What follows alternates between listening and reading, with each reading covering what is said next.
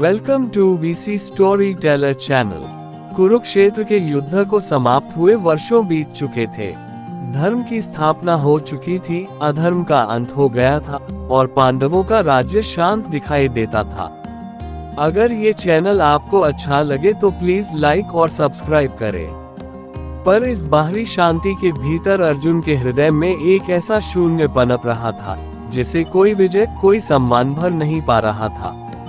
श्री कृष्ण, उनके सखा, सारथी, मार्गदर्शक अब उनके साथ नहीं थे। यह वियोग अर्जुन के जीवन की सबसे गहरी परीक्षा बन चुका था। कृष्ण के रहते अर्जुन कभी अकेला नहीं था। युद्ध के कोलाहल में, शत्रुओं के बीच, मृत्यु की छाया में भी उसे यह विश्वास था कि रथ पर खड़ा वह श्यामल रूप हर संकट का उत्तर जानता है। पर अब वह रथ सूना था, सारथी का स्थान खाली था और उस खालीपन में अर्जुन की चेतना बार बार डूब जाती थी। वीडियो अच्छी लगे तो प्लीज लाइक और कमेंट करें।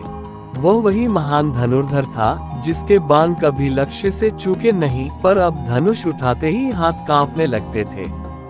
द्वारका के विनाश और कृष्ण के महाप्रयाण का समाचार अर्जुन के भीतर जैसे कोई दीप बुझा गया हो। स्मृतियों में वह क्षण बार बार उभर आता जब कृष्ण ने गीता का उपदेश दिया था, कर्म, त्याग और धर्म का मार्ग दिखाया था। तब अर्जुन ने जीवन को समझा था, मृत्यु से परे देखने की दृष्टि पाई थी। पर अब वही शब्द धुंधले पड़ने लगे थे। उपदेश तो स्मृति में था, पर उस उपदेश का जीवन स्रोत चला गया था।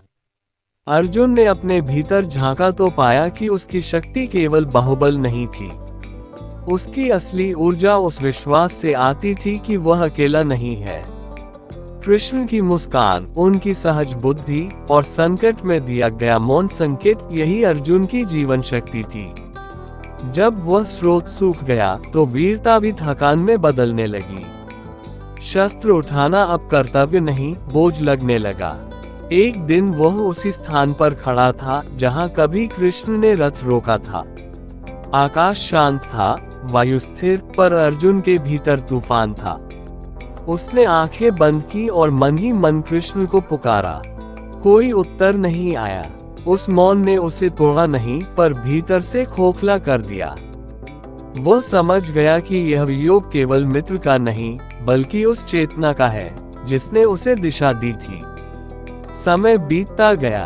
अर्जुन ने राज्य के कार्य किए, प्रजा की रक्षा की, पर उसके चेहरे की चमक फीकी पड़ गई। लोग अभी भी उसे वीर कहते थे, पर वह स्वयं जानता था कि वह पहले जैसा नहीं रहा।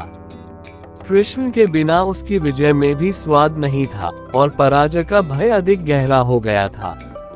धीरे धीरे अर्जुन ने ये स्वीकार किया कि वियोग ही उसका नया गुरु है। वीडियो अच्छी लगे तो प्लीज लाइक और सब्सक्राइब करें। कृष्ण ने जो सिखाया था अब उसे स्वयं जीना था, बिना उनके सानिध्य के। ये स्वीकार करना आसान नहीं था। हर स्मृति एक घाव बनकर उभरती, पर उसी पीड़ा में एक नई समझ जन्म लेने लगी। जीवन शक्ति बाहरी सहारे से नहीं, भीतर की स्थिरता से आती है। ये सत्य अब अर्जुन के अनुभव से उभर रहा था। कृष्ण वियोग ने अर्जुन को दुर्बल नहीं किया, पर उसे नंगा सत्य दिखा दिया।